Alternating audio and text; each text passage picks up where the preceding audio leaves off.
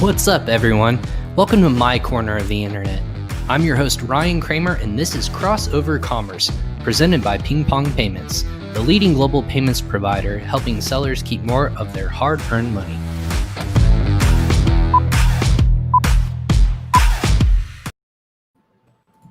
What's up, everyone? Thank you for joining us again on another live edition of Crossover Commerce. I'm Ryan Kramer, your host of this show. Thanks for joining us on LinkedIn, YouTube, Facebook, and Twitter. We're going live on all these platforms so we can bring you a different perspective in the e-commerce and Amazon industry.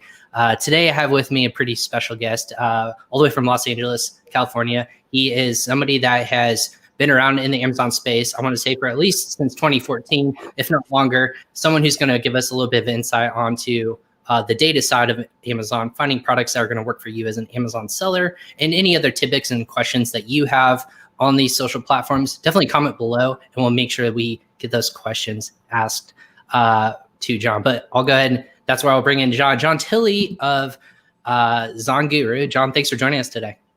What's up, man?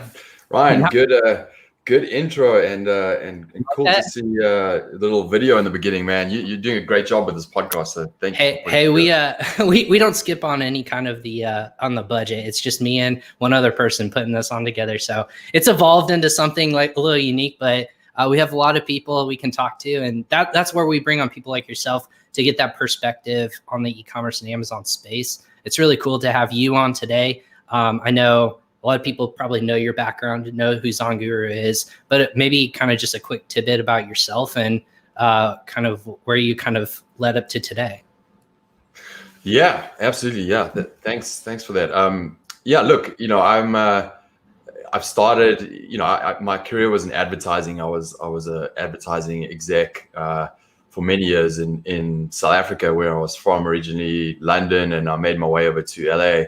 And I always wanted to be an entrepreneur, but I never could really make that leap. And I had all these ideas, but when you have a successful career in corporate, it's sometimes very difficult to make that jump. And in 2014 was when I stumbled onto Amazon, and I was like, "This is it, man! I can grow this brand, this product idea that I have. I can launch it, and I can do it while I have a corporate gig, and then hopefully make the jump." And it took me a little under a year, and I got into six figures, and I made the jump. So that was my first venture out of the corporate world into starting my own thing, and selling on Amazon. So that's where I started, and then that grew into collaborations with my business partner Adam Hudson, and at the time there wasn't much around in terms of services for Amazon sellers, and we came up with this idea of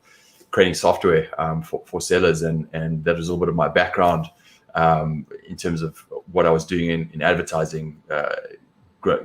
Developing software was part of our kind of thing, and grew the team and started the software. So I think it's just born from this idea of being passionate about selling on Amazon and how we can better service sellers. That's where it kind of grew from. And I still sell on Amazon, still love it, but this is most of my focus is growing the software business, which is a heavy task. It's a lot. I think it is for a lot of people who like to do both. Like they're still actively selling, but also they have a business to run. You're responsible for employees and worldwide, but also you're responsible for just innovating and becoming a helpful service for other people. So what was that kind of initial point where you and your business partner are like, hey, this is something that is not available out there. Maybe we should really kind of dive into it. Was it something you wanted to create for yourself and then kind of grew? We can sell this to other people, or is it more of you were just going to do for other people first off and foremost? Yeah, good question. I think at the beginning, as entrepreneurs, I think we saw the opportunity with Amazon and saw the growth that was happening on the seller side, and the initial opportunity on the services side, and envisioned this idea of like seeing what was in the space. Like there was bad coaching, hey, this is a quick win. You can easily create a business on Amazon and it's no problem.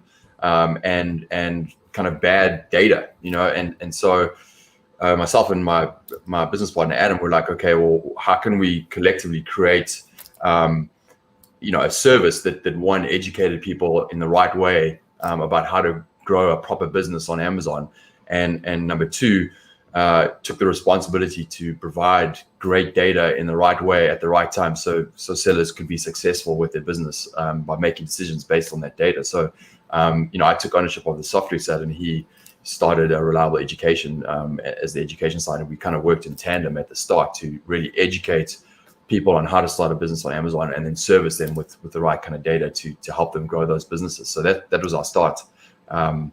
Sitting in the back of pubs, trying to coach small little groups, guerrilla style. The first meetups ever. Yeah, for those of you who don't know, the term meetups are pretty popular even now, even before coronavirus. But now I think a lot of people are missing those kinds of meetups, personal like education courses and whatnot. That's cool. So what was kind of the scariest thing for you as an entrepreneur? Obviously, selling on Amazon is one thing. That's a side that we can obviously get into. But what was that leap into starting a software as a service? Is it just getting your name out there? Is it becoming like a reliable education, or is it becoming just a software in general so that people, feel trustworthy to use you guys? To be honest, I don't think there was a scary moment. I think there's frustrating moments, and I think that as a software a business, I think the scary moments are when you're potentially not delivering on your promise, right? And that comes, we've had many scary moments in right at the beginning where we had the wrong type of development team, ones that we constantly were focused on fixing problems rather than focused on developing new tools, and had to grow through that. And those are the scary moments. But with the right standards and the right focus, and importantly, getting the right development team and team to develop your product is a critical thing. And we managed to get that early with Stefan Rotchev, he's a 7-figure seller, and he's our CTO, brilliant developer. And we have an awesome team right now, which is pretty substantial. And importantly, ones that really believe in selling on Amazon. I think right from the beginning, because I had a passion for Amazon, I've incentivized our team to sell on Amazon. So if you work for Zonguru, you can get a free loan upfront to buy your first stock to sell on Amazon, and you have to pay that back when you're profitable. So right. It's a pretty good deal. Yeah. And a lot of them have paid back. But I think the important thing there is that we believe in it, we incentivize it, and we incentivize our team to have this. So it's other business having profits that they can scale on Amazon. And importantly, they just work together. So you have these developers, these product people, these designers who are developing a product that they can use for themselves, because they are the target market. So they understand the challenges that we go through, and they develop the right solution to help solve those challenges. So it's a beautiful marriage, and we see it in our product, which is awesome. So I think, just kind of going back to your question, I don't think there's been scary moments too much as much as just a passion to kind of work through the hard work and get the right team together to provide value in the space. So that's been my joy and kind of focus over the last few years. That's awesome. And I have not sold on Amazon. I think a couple of people have listened to this. I haven't sold on Amazon, but I know obviously the right people to like point to when it comes to self-education and whatnot. Where do you as a seller, obviously, and have to educate other people, where are you drawing from those inspirations? Is there like a Facebook group, or like, is there articles that you're constantly reading on certain platforms? Where are you still growing as a student of the craft on Amazon? Yeah, I think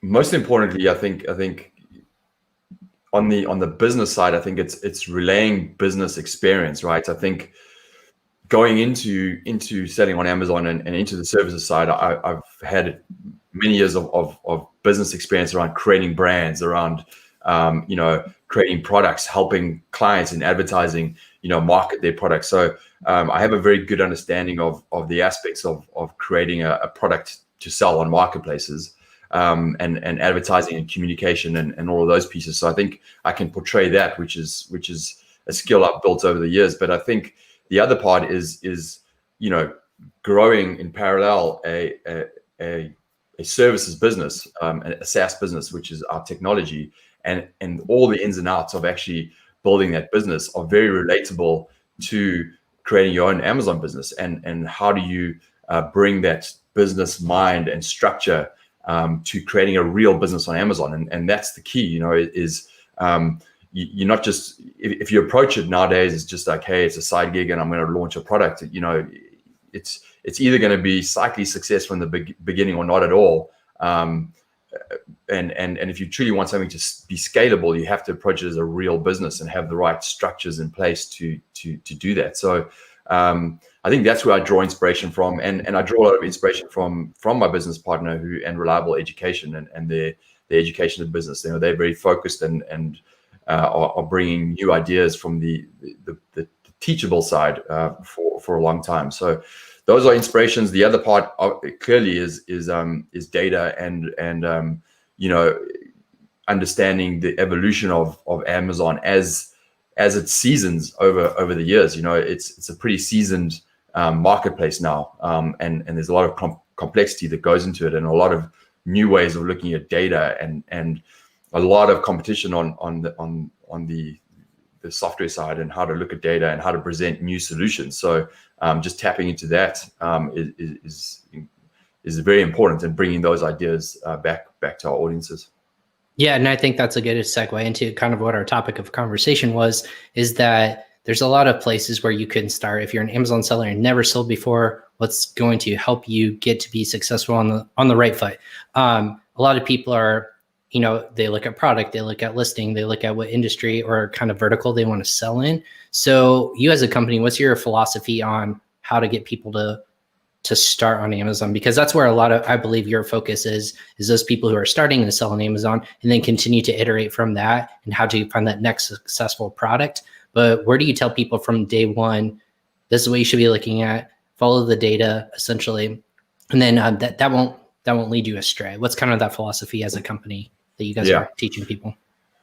Yeah, just a note on that. I think in terms of our focus, in terms of core products, I think we have a lot of products to help newbies kind of get going and find great products, which is obviously critical to your Amazon success. But a lot of our focus is on tools for sellers, and given that a lot of us are sellers, we kind of understand what tools from launch through scaling your business that you actually need. So we have a lot of tools that are for sellers. So probably about 60 to 70% are really focused on once you've launched and how to optimize and grow.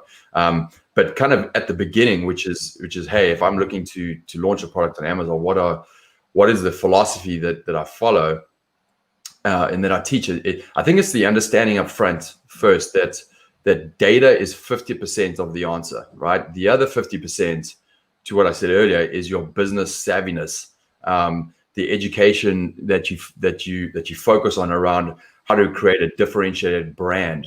How do I understand who my audience is? How do I form a customer avatar?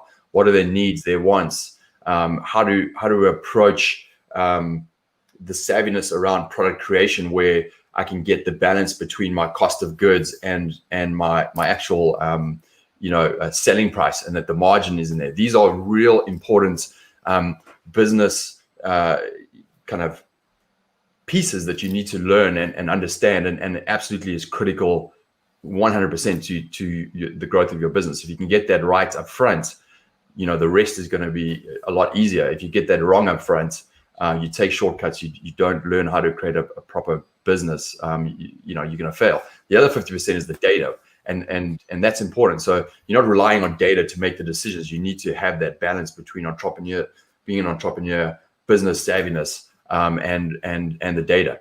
Our responsibility from the data perspective is to give you the data so you can make the right decisions based on your education around business. So that's an important philosophy that we always try to teach. On the data side, I think it's really important to understand where, what kind of product you're trying to create, or what niche are you trying to get into, and importantly, how are you know, how much money you need, and how, you know, what's the capital that you need to be able to compete effectively to try and get to page one. And where we are at with Amazon these days is it's a niche within a niche. You know, it's not just simply a niche nowadays. You know, there's such a global demand and a market demand for any type of product that finding a unique product that appeals to a unique audience, that's your $1 million product or your 6-figure product to get you going. You know, you're not looking for those products that are going to be 10 million out of the gate. You know, that's not where you want to compete. So you need data to be able to peel back the layers to find that niche within a niche that makes sense, where you have the data, so you know how to compete and you know where to focus your attention to beat the competitors. And it's more critical now than ever. So you kind of have to have the data to peel back the layers of the onion to get to the juice, you know, and that's where we're at these days. Gotcha. And where a lot of people don't understand, like you guys are, you know, you're partners with Amazon, right? It's a give and take. There's information that Amazon willingly shares through their APIs, through their algorithms to companies like yourselves, where you can provide valuable insight in terms of like keyword research, how many people are searching for a specific topic. What's that relationship like if you're building it, obviously from the start and where it is today? Because a lot of people I know from coming from a SaaS background and a company background, a lot of people's questions are, how do I know that this data is more reliable than that data from a company XYZ? How do you guys verify constantly that your data that you're offering sellers is accurate to a 10th degree, and you kind of educating people on that front? Yeah, a really good question, and it comes up a lot. And I think you know, the answer is yes. We get, through our partnership with Amazon, we get access to certain data, and also they don't give us access to certain data. You know, right? It's an estimate, really. And you know, there's creative ways that we can look at data through our own data intelligence and testing against algorithms and real data that we have, to ensure that where we do predict, for example, around sales estimates and things like that we do predict that we're in with a big enough variance, or a small enough variance to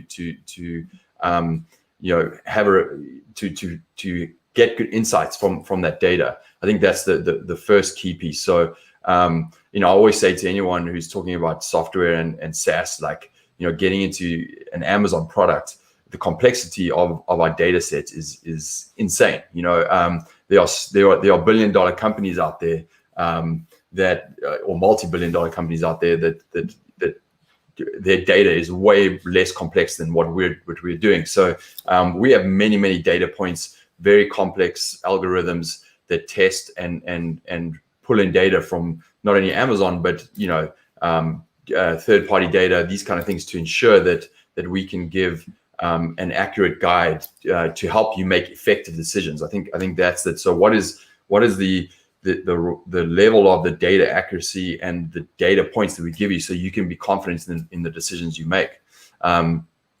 So that's what we focus on, and we continually test that based on us selling products on Amazon ourselves.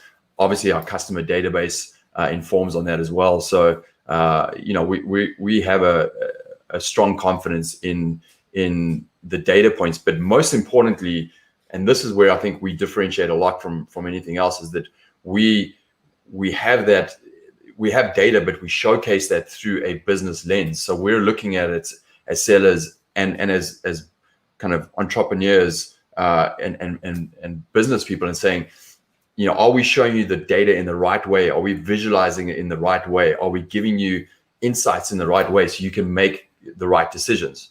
And it's not one data point that you need to look at, or saying, hey, I need to see sales estimates, and is that accurate within the nth degree? It's like, that is one small piece of a number of data points that we need to visualize in the right way, so that you can say, okay, this is a good opportunity. And we do that in products like our niche radar, which looks at answering key questions that we have, so that you can validate a market opportunity or a niche.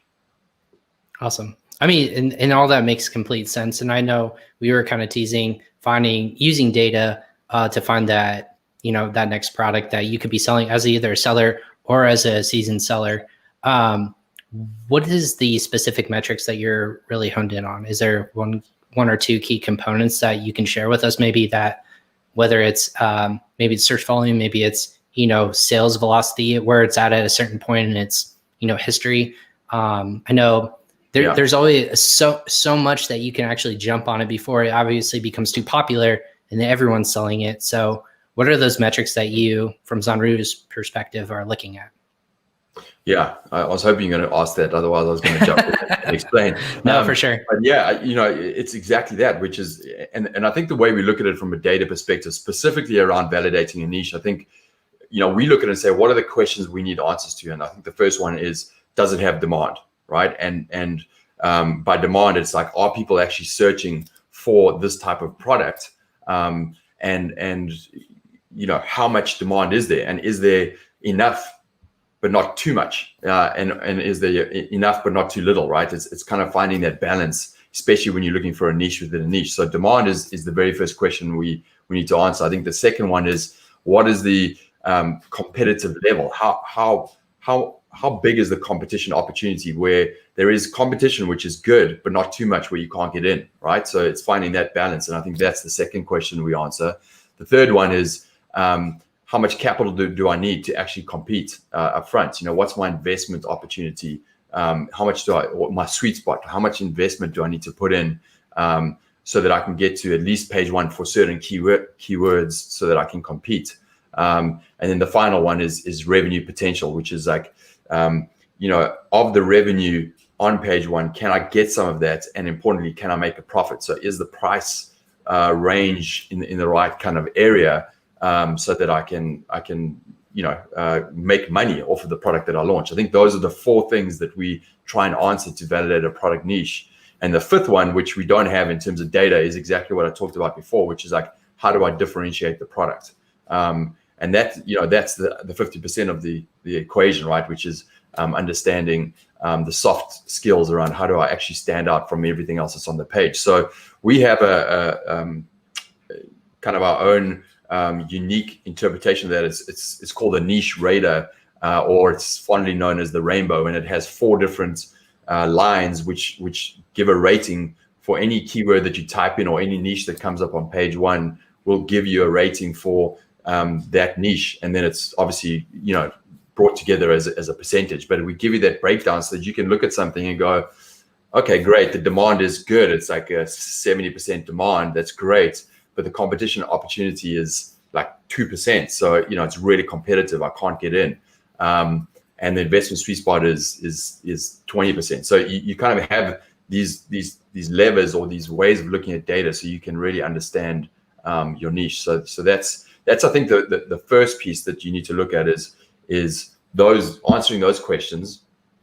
I think sales revenue is definitely something you need to look at. And that's the first step. So it's kind of a stepped process. You need to look at that and say, okay, what's the niche? Okay, does this look like I can get in? Can I differentiate? I have some ideas. Great. This is how I can do it. We have some tools that can help you to look at how to differentiate, like our love hate tool, which looks at customer reviews and insights that we kind of bring those to the fore. So you can kind of understand the page and the niche opportunity. But then the next phase on that is to look at trend data, understand how your competitors in that space are acting. What does the trend look like on historical sales? And we have data for that. And then the final piece, which is really getting, taking it to that next level, is looking at actual keyword data. So understanding, okay, this is a good niche, check. I can differentiate, check. If I want to compete, what is, where are my competitors focused around keywords, and where are the opportunities around keywords that I can focus on, still get the right kind of levels of demand and sales, but my competition isn't as strong, because Amazon is based on keyword searches, right? So if I type in yoga mat, or I type in tall yoga mat, or yoga mat for men, those are all keywords that are going to get different results on that page. But what is the right one that I should really truly focus on, specifically around launch, or the first few keywords,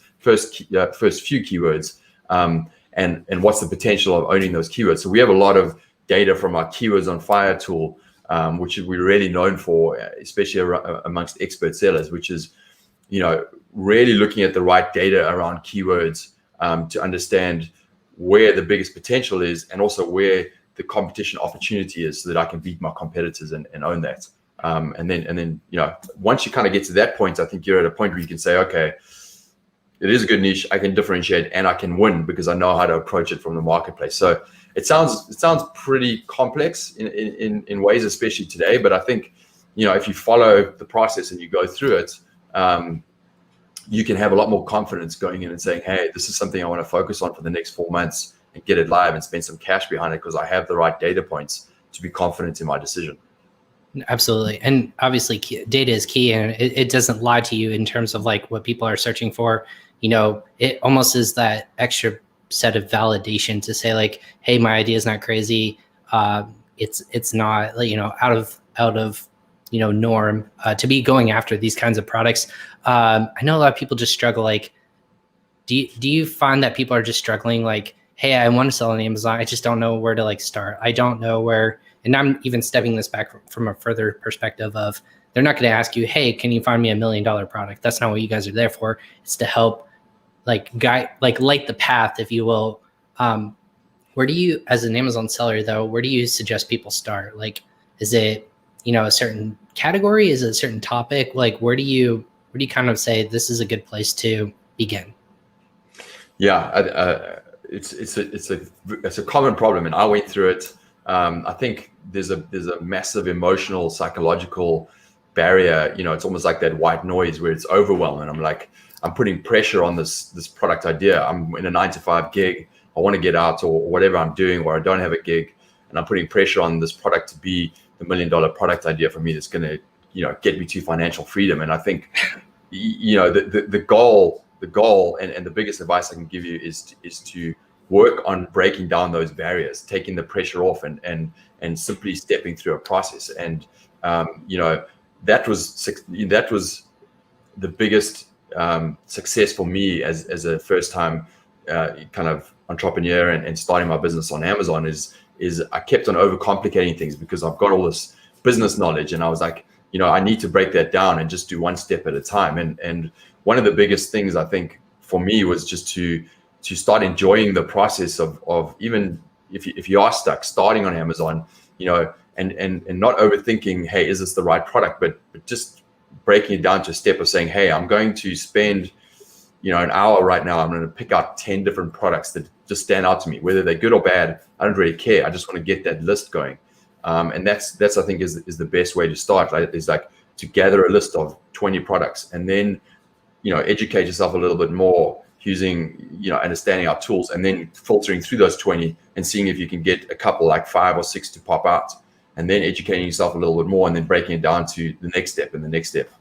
We have a thing called a product tracker sheet, which exactly steps you through that process of how we kind of go through the process and specifically breaking it down. So it's a simple step, and you don't have to overthink it.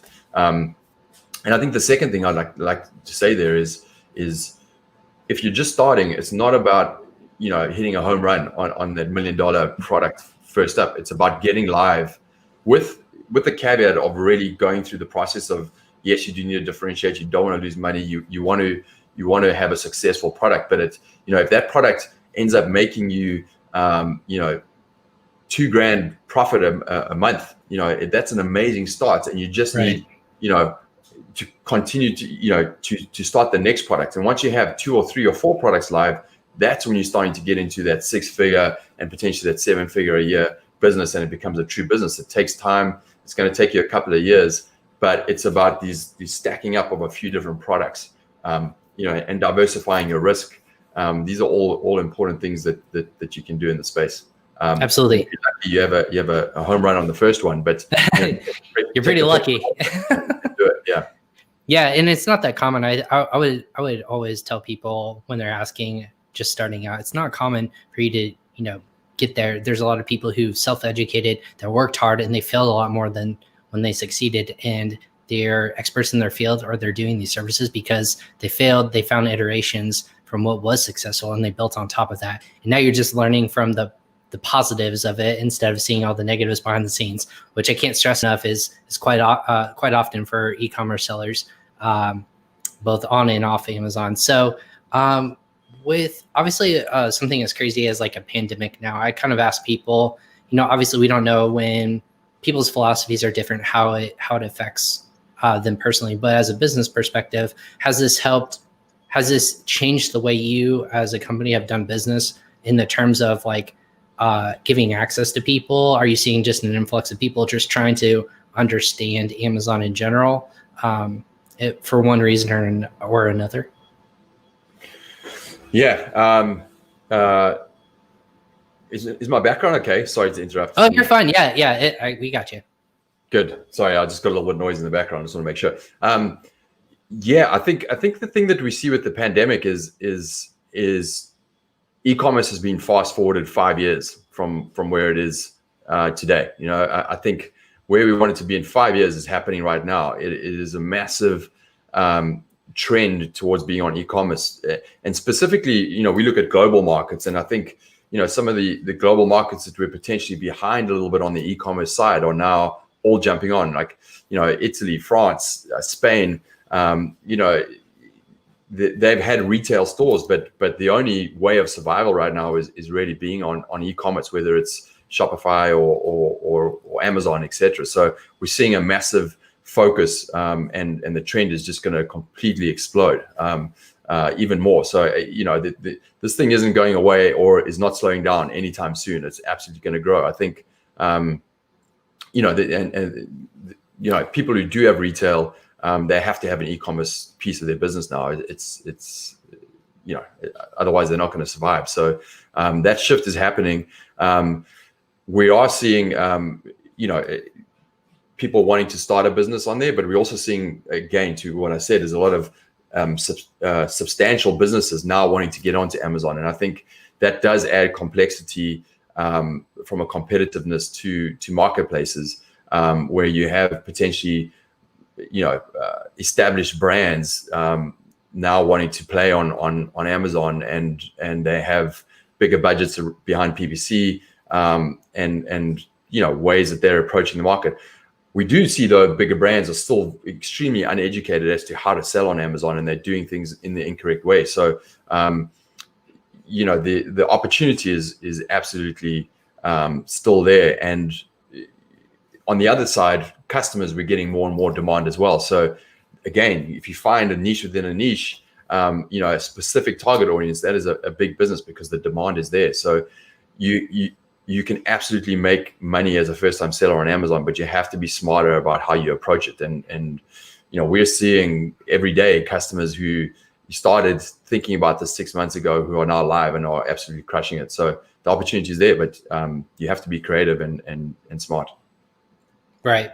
And I think that takeaway makes sense, because there's a lot of people who have said that e-commerce has fast forward, or dependability on it has become significant, especially when you can't go out for one reason or another. A lot of people knew this was coming, I think, but you said fast forward 5 years. I would agree. It's really hard in terms of just knowing the true effect of it, and if that's going to be a lasting impression for people, which I think it will. I think the ease of not getting out of your house, it coming in a day or two to your door, whatever that product is, I think that's super substantial.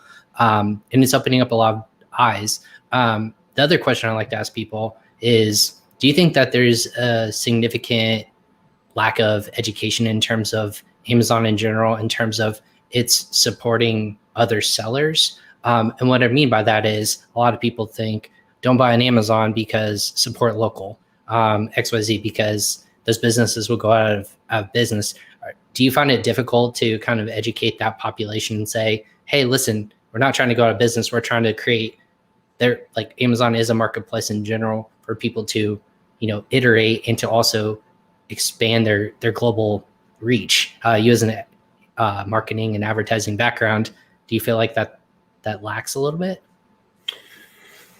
Yeah, look, I think Amazon has its problems, and I think its challenges, and I think its brand perception. I think does have some work that needs to be done, and certainly I stand behind this idea of shopping local and supporting local. You know, whether you shop Right. local, support local, I think it's critical for now, and you know, hopefully, you know, government helps local small businesses, because I think they're a critical part just to kind of our day-to-day enjoyment. But you know, absolutely on Amazon, it's a mix of marketplace between big brands and small business SMBs like us, small business owners. And that's the beauty of Amazon, is that, you know, you can literally open up any search on Amazon, and on that page you're going to have big brands and this small mom and pop shop who's competing against that brand and competing well, you know. And never before in our lifetime has that opportunity been available, and it's there for anybody who wants it, and it's on Amazon, and you can absolutely shop local on Amazon. I think it's actually, to your point, I think it's a great idea if there's ways to help the public understand how to identify smaller brands on Amazon versus the bigger ones, and put their attention there.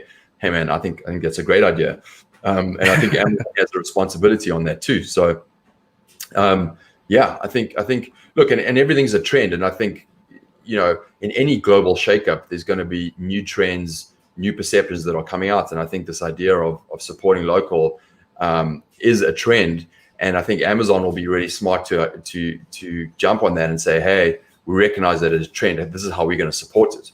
Because if they don't, and they ignore it, and they don't feel like they're connected with their customers, customers are going to go somewhere else, you know, Right. and that's going to happen over time. And I think that leads to an important point, which I would give as advice, which is, you know, if you're starting to create your product, you know, envision that you're creating a brand, and that your first place of selling this product is on Amazon, but it's absolutely not your last. And I think that's a really important mindset to set at the beginning of you creating a brand that's going to be platform agnostic. You're going to start on Amazon, you're going to get some cash flow, you're going to create a great business there, but it's going to give you the ability to expand onto other platforms like your Shopify and other e-commerce platforms out there, because it reduces your risk, but it establishes you as a global brand, and it fortifies your moat. So I would see Amazon is not the be all and end all, but it's the best place to start. It really is. I mean, you know, if you want to go where people are shopping and you have the right product for Amazon, you can absolutely create an amazing business there. But don't stop there. You know, have a vision of creating your brand beyond Amazon. It's really important, because time and time again we see people who launch on Amazon, they haven't really thought about a brand, they haven't followed the right steps to create the moat around the product, to create it harder to copy. They haven't created a good brand experience, and at the end of the day, it's just a product that's been sold on Amazon. People find out it's great, and they cut the price and the margin, and they're pretty quick out of business, or they get shut down by Amazon, and they have no other leg to stand on. So, you know, create a solid brand up front and have the vision for that, and you have everything you need to literally compete. I think one of the things I tell people is, if you have a product idea, don't look at how you can beat what's on Amazon. Go in and just search Google Images, bring up top brands, and say, how can I beat these top brands in my space? Because I can bring that to Amazon. I can bring high quality, amazing brands and products to Amazon, and you can crush it there. And we have all of that ability these days. You know, you can go on Upwork, you can find all these specialists. Within your budget, you can create an amazing brand and product, and you shouldn't sell yourself short by just focusing on beating what's on Amazon. You can totally kill that. Yeah, you have everything you need. That's awesome. And to reintroduce us for anyone who's joining us on, again, LinkedIn, YouTube, Twitter, or Facebook, I'm Ron Kramer. I'm the host of the show Crossover Commerce. We bring on guests like Jon Tilley, the CEO and co-founder of Zonguru, on to give their perspective on what's going on in the e-commerce world, as well as, you know, Amazon world. Kind of, we're ending the year of 2020, and I guess my next question iterates to a kind of a global expansion. That's what Ping Pong's known for, helping people expand internationally. What's kind of the data that you guys are looking at in terms of where growth is happening, and maybe something that surprised you from both an Amazon seller, but also as a CEO of a company?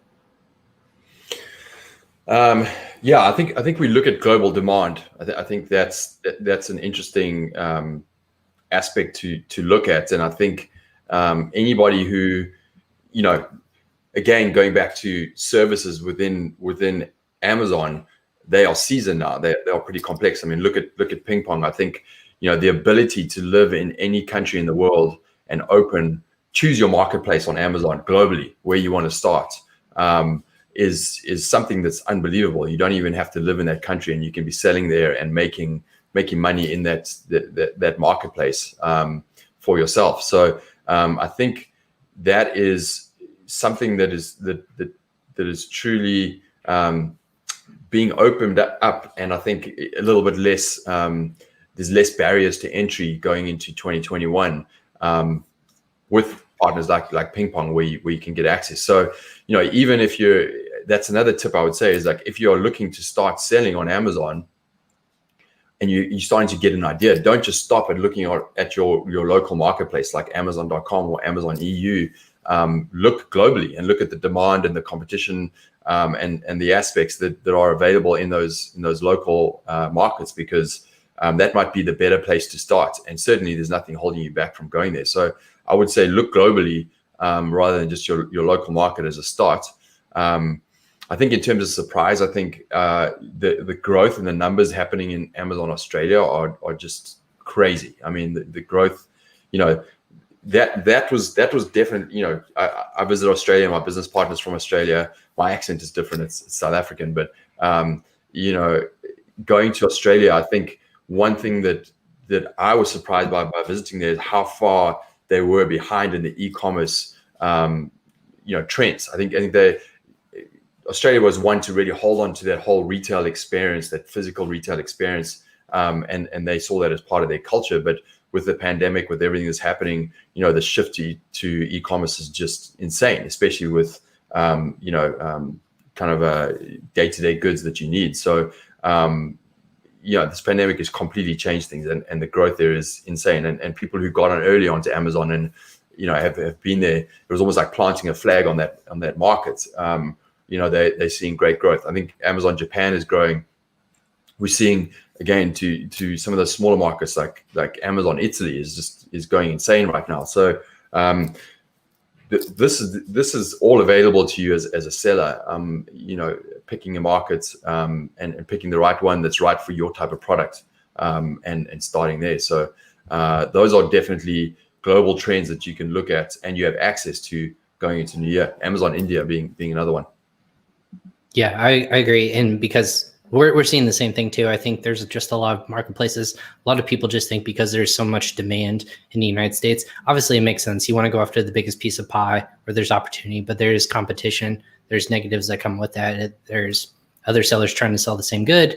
Even though the velocity might not be as high in other marketplaces, maybe that's right. You go after Amazon Australia or Amazon in Japan or Amazon in Germany and those marketplaces, and really kind of like figure it out. Obviously, there's a lot more logistical things. There's making sure that your products get there and source there. There's your listings have to be translated into a different language. All those kind of are problems that people are either afraid of or just don't think about.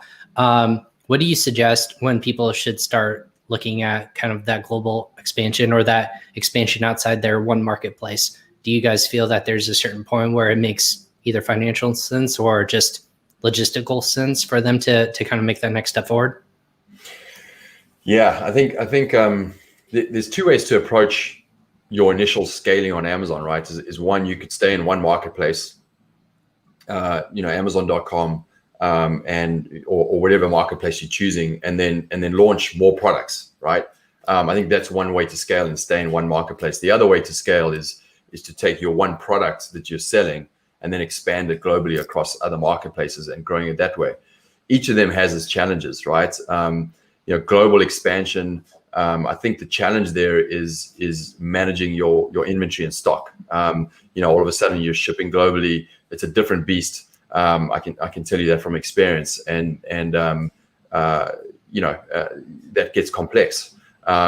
So I think in terms of answering your question about when is global expansion right, I think it's when your business is pretty established in your marketplace, and importantly, you have the processes in place and you finesse that for your initial business, so that when you expand it, it's a matter of expanding processes that you already have in place, and that's a critical piece to building your Amazon business is focusing on your standard operating procedures. Anybody who's probably looking on Amazon, you'll come across this, but as you build out a process, whether it's ordering stock or working with your manufacturer, like document that process, finesse that, get that right, and have documentation so that you can hand that off to your first assistant or whoever you bring in at some point. So I would say probably global expansion is when you're kind of ready for that, at least that first assistant who can then take over, or that service that can take over and manage your inventory or something along those lines, because it's a tough thing to manage, and it takes your focus off of kind of growing your business, which is where you want to keep your focus. You don't want to get stuck just really focus on your inventory management when you can focus on the bigger picture. Yeah. Is there a moment that you felt most proud of, either yourself or as a company? Whether it's, I felt like, hey, I hit a certain threshold as a seller, or we hit so many subscribers as a company. Is there a moment that you kind of reflect back and said, hey, we're doing a pretty damn good job at what we're doing? Yeah, I think the first proud moment was, I have a picture of it, but it's me kind of packing up my box and leaving my agency.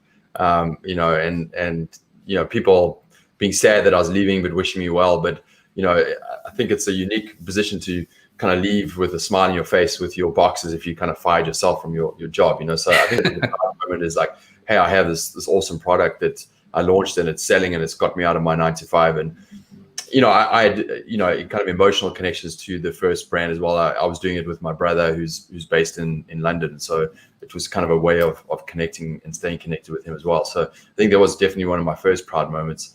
And I think there's many. I think being able to get up on stage in front of 5,000 people and keep it together, first of all, but secondly, being put in that position where you are literally an expert and you have this ability to share that knowledge with 5,000 people on stage is definitely a proud moment. And I think there's so many little ones in between, but we have quarterly summits with our full global team, and it is truly a global team. And having a moment, during those summits to get everyone to reflect and say whatever they want, and for them to say they enjoy working at Zonguru and they're thriving there, and they feel that not only are they bettering their craft in terms of what they're delivering for Zonguru, but they're bettering their lifestyle and their education levels and everything. And having the responsibility as a company to do that, I think is a very proud moment. Just that moment where I think there was a time in Zonguru where the challenge was shifted from, can we create a great product, as in terms of our software, where we were leading with marketing, but we didn't necessarily have the best product at the time. And this was early on, right, to that moment where it shifted, where the challenge became, okay, we have this amazing product and our challenge is marketing, and it's only marketing, and we just need to get this in front of as many people as we can. I think that was a good moment for me, because there was so much blood and sweat and tears that went into getting a great product. But now the pressure has kind of come back onto the marketing side. Like, okay, we have a product. Let's get gotta differentiate yourself again. Exactly. It's a good challenge to feel that pressure back on the biz dev and marketing side. And we just, I can 100% stand behind our product and just go, put me up against anything. We have the best products out there, and it's a good feeling. And it's taken some time, and just hiring the right people and getting the right focus on the business. So that's definitely a proud moment for sure, and aligns with our responsibility and our promise, right? Which is like to deliver a product that can help you to make the right decisions for your business, and be successful and grow it. Absolutely. And coming up on kind of the back part of our hour, maybe leave you with this question. What's kind of that thing that you are looking for in 2021, either from Zonguru's perspective or maybe on Amazon's perspective? Is there something that you guys are working towards, or you think that you're going to see more of in this next year? Yeah, I think certainly an area that we're focusing on is specific data around helping to maximize your potential for sales and conversion. I think we're an all-in-one tool set, but we're getting known for our keyword kind of research tools, as well as our listing optimization tools. I think that's a unique sweet spot that we're owning in the market.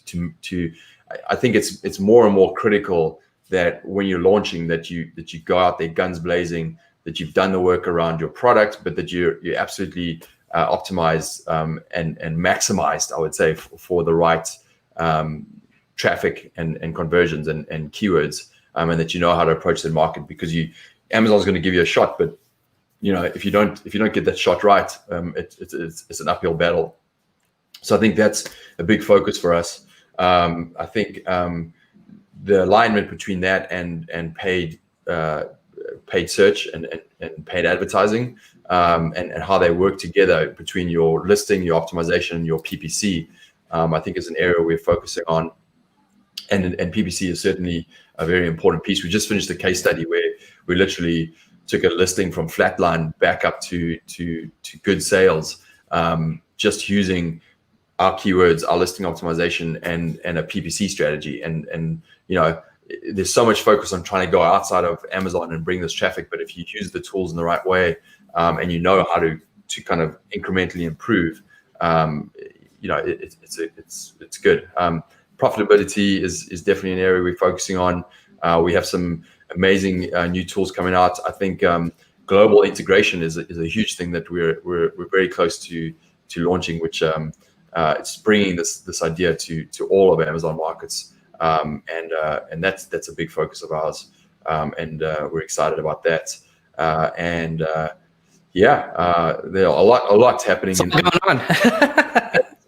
That is the challenge, and I think it's important for us.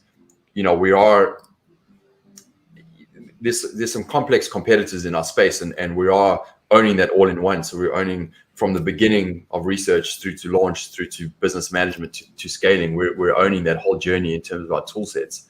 But it's important that we don't just provide mediocre solutions or high level solutions at each place. But we have to have the best tool at each of those spots, and we believe we're there. But we continually have to improve those and bring new ones. So we're at a good sweet spot right now where we have an amazing dev and product team, and we have a good roadmap ahead. So we're excited. Well, absolutely. And because you guys are a partner of ours, obviously we'd love to obviously point people in your direction. But for those who want to do that yourself, Jon, where can people learn more information about Zonguru or yourself?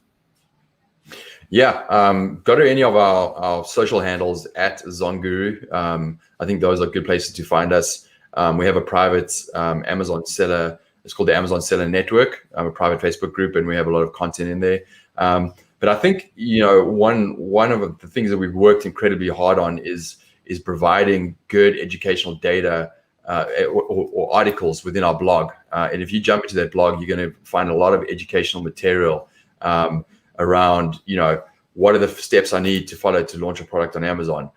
We have Around the Track series. We have $1 Million Product Challenge. We have this business case study, which is actually coming out tomorrow, which is how we took this listing from flatline to sales using PPC and listing optimization. That comes out tomorrow, and that's with our CTO kind of going through his exact steps. How does he follow PPC? So we have so much educational content that is, if you just dive into that and step through some of those, I think it will give you further insights around where you're focused on your Amazon journey. So I would jump in there. Our customer support team is hugely passionate about the space, and they want to help you guys be successful. So if you have any questions, reach out to support. It can be as simple as saying, "Hey, man, I'm just starting, and I'm looking at everything, but I want some more direction. Can you point me in the right direction?" And they'll have plenty of stuff to help you with there. So do that. Also, our Instagram channel is dedicated purely to a feed of product ideas and inspiration to help you find great products to sell on Amazon. So check out our Instagram feed. It's not just kind of showcasing Zonguru. It's really helping you find product ideas and And on the homepage, there's a free hot products ebook, which will not only give you hot product ideas, but break down why we think they're good ideas, why are they not good ideas, hot or not. There's a whole bunch of stuff. So whether you're starting out or selling, there's plenty of things that you can jump in and use. So love you to jump in and if you have any feedback, jump on support. Absolutely. And I personally follow all the social channels too. Follow them on Instagram, Facebook, LinkedIn, lots of great content. Obviously subscribe to their blog. Jon's available also on social media on LinkedIn and various other platforms as well. But Jon, thank you so much. I know we just kind of scratched the surface on terms of a very broad topic of following data. My takeaway obviously today is data is going to point you in the right direction. Listen to it, follow it, use tools like Zonguru or other software services out there to make sure that backs up your thoughts before jumping into business or make that next step in your business journey. But thank you so much today for joining us. I know you're a busy person. It's doesn't even feel like December 1st today. It snowed today, which is crazy from where I am it's Indiana, so weather is hit and miss all over the place. But it was a pleasure talking to you today. And of course, we'd consider you a friend of the show to hop on anytime that maybe obviously recapping the holiday season. We'd love to have you on again, and look forward to seeing what Zonguru does in the future. So thank you so much. Yeah, thanks so much, man. I enjoyed this, and you've got some great conversational skills, so I appreciate it. Thank you so much. Hey, that's what happens when you talk so much. You just kind of pick things up, and the whole point is listening to people. If you can understand where people are coming from and can pull from, past experiences, I think that's truly key. But definitely appreciate you hopping on. And for everyone who's following us on LinkedIn, Facebook, YouTube, Twitter, again, follow us at Ping Pong Payments International on various social channels. You can follow me on Instagram or Facebook or LinkedIn as well. Just search Ryan Kramer. And then we will join you tomorrow. We have another great guest, David Dayan from Amazon Experts, who's going to talk to us a little bit about pay-as-you-go services versus Amazon agencies. So join us tomorrow on all of our social channels. We hope that you join us again next time for Crossover Commerce. I'm Ryan Kramer. Thanks again. All right.